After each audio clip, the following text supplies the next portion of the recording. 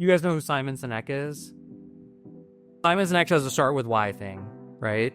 And apparently he was getting challenged by people going, dude, yeah, start with why, that's great. But you use Apple as your example. Like, it's the biggest, most successful company in the history of the planet and one of the sexiest. Show me a company that has a very compelling why, like a compelling culture, but it's a boring company that no one's ever heard of.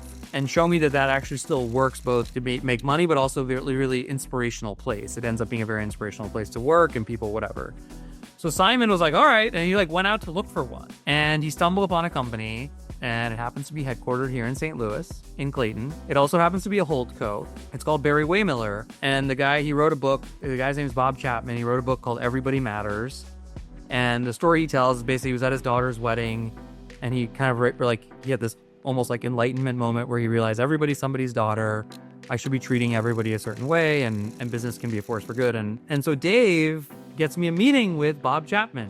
And the first thing I do when he walks in, he goes, so what do you do? What's your business? I'm like, oh, marketing services. And he's like, what does your balance sheet look like? Do you have assets? Do you have cash? Like, he starts asking me, like, walk me through, what is your current balance sheet? And I'm like, okay. And luckily I'm good with numbers. So I'm like, we have this much in cash and this much in accounts receivable. Like, we don't have any hard assets. He goes, what's your cap table look like? What's your P&L look like? He starts quizzing me for 25 minutes. And then he paused me and he said, do you know why I asked you all that, Jesse? And I was like, not really. He goes, because I couldn't do what I do with my culture if I didn't own the majority of the company and it wasn't profitable. If I was public or if I needed other people, I couldn't make the choices I make around my own company in terms of making the culture about the people, essentially. And so that story for me, that's like me. I'm like, okay, I get that. That makes tons of sense. You have to stay private. You have to stay profitable. And that's how you can actually build great cultures for people where you can show up like a human.